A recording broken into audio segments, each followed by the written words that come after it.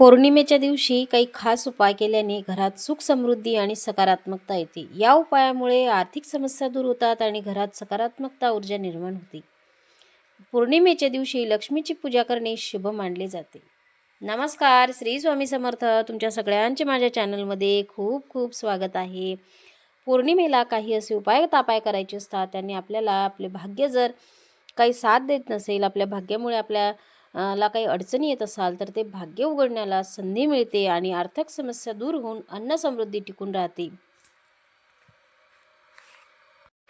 ही एक वस्तू तुमच्या देवघरात नसेल तर ती अर्थातच पौर्णिमेच्या दिवशी आणायची असते. तर जाणून घेऊया ती वस्तू काय आहे आणि ते उपाय काय आहेत. चला व्हिडिओला सुरुवात करूया. तर बघा, लक्ष्मी मातेला कमळ, नारळ आणि तांदूळ ह्या वस्तू अर्पण करायच्या आहेत. पौर्णिमेच्या दिवशी लक्ष्मी मातेला कमळ, नारळ आणि तांदूळ ह्या गोष्टी अर्पण करायच्या आहेत. लक्ष्मीच्या मंत्राचा जप केल्याने घरात समृद्धी येते. तर लक्ष्मी मातेच्या कोणत्याही मंत्राचा तुम्ही जाप करू शकता. श्रीम हा लक्ष्मी मातेचा बीजमंत्र आहे, त्या मंत्राचा सुद्धा तुम्ही जप करू शकता किंवा ओम श्री महालक्ष्मी नमः या मंत्राचा जप करायचा आहे. दान धर्म करायचा आहे. घरात दिवे लावायचे आहे, दीपदान करायचे आहे. बघा, दिवे लावत असताना तुळशी मातेला आवर्जून या दिवशी तुपाचा दिवा लावायचा आहे. तुपाची फुलवात तुम्ही या दिवशी लक्ष्मी मातेला संध्याकाळच्या टाईमला सांज वेळेला लावायची आहे. दरवाजाला अर्थातच हळदीचे लेपन करायचे आहे आणि तिथे सुद्धा एक दीप लावायचा आहे.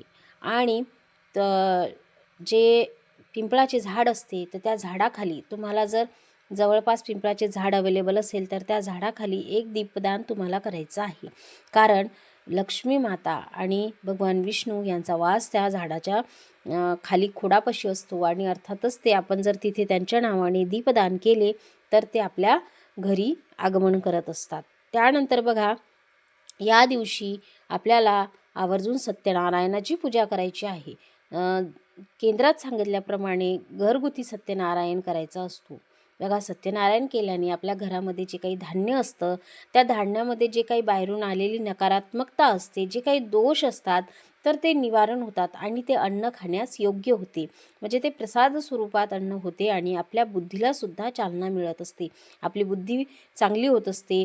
घरात राग येणे, चिडचिड येणे अन्नामुळे सुद्धा होऊ शकते. कारण अन्नामध्ये सुद्धा दोष असतात. ते आपण दुकानातून आणतो, बाहेरून आणतो किंवा कोणाच्या एखाद्या वेळेस घरून सुद्धा आपण विकत घेऊन ते धान्य आणत असतो आणि त्याच्या घरात काय चालू आहे, काय परिस्थिती आहे, काय सकारात्मकता आहे, काय नकारात्मकता आहे, ती त्या धान्यामध्ये असलेली जरीही दुकानदार असला तरी त्याच्या घरामध्ये सुद्धा काही वातावरण असते. तर त्या वातावरणाचा प्रभाव त्या धान्यावर होत असतो आणि ते धान्य आपल्या घरी आल्याच्या नंतर आपल्या घरात सुद्धा कटकटी, वादविवाद व्हायला सुरुवात होत असते. म्हणून या धान्याची शुद्धता होण्यासाठी आपल्याला दर पौर्णिमेला भगवान सत्यनारायणाची पूजा केली पाहिजे. तर ती करत असताना आपल्याला सांजवेळी करायची असते. जी संध्याकाळची वेळ असते त्या 45 मिनिटामध्ये आपल्याला लक्ष्मीनारायणाची जी सत्यनारायण कथा आहे ते वाचन करायची आहे. अर्थातच आपल्याला पूजा मांडायची आहे. पूजा मांडत असताना तुमच्याकडे सत्यनारायण देवाचा फोटो असेल तो मांडा. एक कलश घ्या, त्या कलशाच्या खाली तांदूळ टाका, कलशामध्ये पाणी भरा, त्याच्यामध्ये एक सुपारी, एक नाणं टाका, त्या कलशावरती स्वस्तिक काढा, 5 कुंकवाची बोटे ओढा. त्यानंतर बघा, आंब्याची पाने लावा किंवा मग जी खायची पाने असतात ती तुम्ही लावू शकता, विड्याची पाने. त्यानंतर त्यावरती एक धान्य भरून म्हणजे तांदूळ भरून प्लेट ठेवा आणि त्या प्लेटीवरती आपल्याला बाळकृष्ण ठेवायचा आहे. प्रत्येकाच्या देवघरामध्ये बाळकृष्णाची मूर्ती असतेच, तर त्या बाळकृष्णाला तिथे विराजमान करायचं आहे आणि बाळकृष्णाची पंचोपचार पूजा करायची आहे. त्यांना स्नान अभिषेक घालायचा आहे, त्यांना अष्टगंध, धूप, दीप ओवाळायचा आहे, कापूर ओवाळायचा आहे. त्यांना सुगंधित तुमच्याकडे जर म्हणजे हे असेल, अत्तर असेल तर तुम्हाला ते अत्तरसुद्धा त्यांना अर्पण करायचं आहे.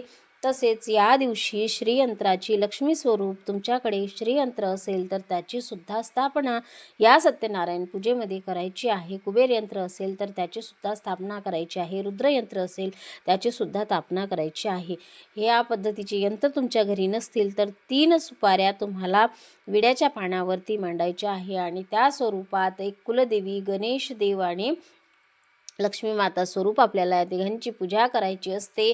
आणि बघा, ही पूजा झाल्याच्या नंतर मनोमन आपल्याला लक्ष्मीनारायणाला प्रार्थना करायची असते की माझ्या घरात अन्न आणि समृद्धी टिकून राहू दे, आर्थिक समस्या माझ्या सगळ्या दूर होऊ दे, अशा पद्धतीने आपल्याला प्रार्थना करायची असते. एक छोटीशी स्वामी समर्थ महाराजांच्या केंद्रामध्ये पोथी येते, तर ती आणून आपल्याला वाचायची आहे. ही पोथी स्त्रियासुद्धा वाचू शकतात आणि दुसरे जे पोथ्या असतात तर त्या पुरुषांना वाचायच्या असतात. तर स्वामी समर्थ महाराजांच्या केंद्रात सत्यनारायण कथेची कहाणीची पोथी अवेलेबल आहे, तर ती आपण स्त्रियासुद्धा वाचू शकतो आणि हा जो सत्यनारायण आहे तो स्त्रियासुद्धा घालू शकतात.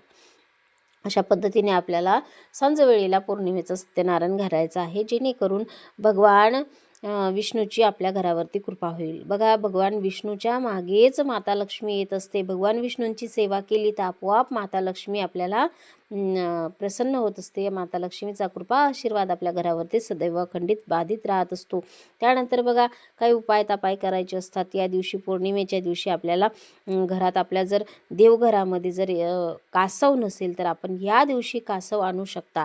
कासव आपल्याला बाजारातून विकत आणायचं आहे. कासव आणत असताना बघा, खूप संभ्रम निर्माण झालेले आहे डोक्यामध्ये की जे पोटाखाली आकडे असतात तो कासव आणायचा का, किंवा काहीच नसलेला कासव आणायचा का. बघा, जे आकडे असलेला कासव असतो तो इच्छापूर्तीचा कासव असतो. तो तर आपली एखादी इच्छा असेल तर एखाद्या पेजवर आपल्याला ती इच्छा लिहायची आहे आणि त्या कासवाच्या पोटाच्या खाली बांधायची आहे आणि तो कासव जो आहे तो तांदूळामध्ये ठेवावा लागतो आणि जो दुसरा कासव आहे तर तो अर्थातच थोडंसं पाणी टाकून ठेवायचा असतो.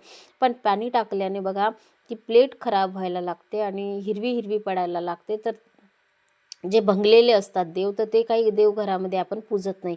त्या कारणाने कासवाखाली थोडेसे तांदूळ टाकून ठेवायचे आणि आपलं कासवाची स्थापना करायची. कासवाची स्थापना करत असताना आपण दुकानामधून कासव आणल्याच्या नंतर त्याला पाण्याने अभिषेक करायचा आहे. त्या कासवावरती आपल्याला एक वेळेस पुरुष सूक्त, एक वेळेस श्री सूक्त घ्यायचं आहे आणि कासवाचा अभिषेक झाल्याच्या नंतर स्वच्छ कपड्यांनी त्याला पुसून स्थापना करायची आहे.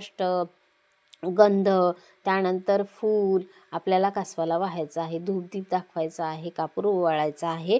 अशा पद्धतीने साध्या आणि सोप्या पद्धतीने आपल्याला कासवाची पूजा करून मंदिरामध्ये आपल्या देवघरामध्ये कासवाची स्थापना करायची आहे. बघा, कासव हे भगवान विष्णूचे प्रतीक आहे, म्हणून पौर्णिमेच्या दिवशी कासव घरी आणल्यास आर्थिक समस्या दूर होतात.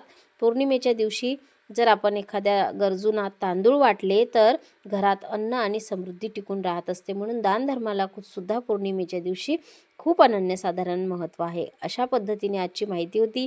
झालेली सेवा महाराजांच्या चरणी रुजू करते. आजचा व्हिडिओ इथेच थांबवते. माहिती आवडल्या असल्यास चॅनलला लाईक, शेअर, सबस्क्राईब करायला मात्र विसरू नका. पुन्हा भेटूया. श्री स्वामी समर्थ.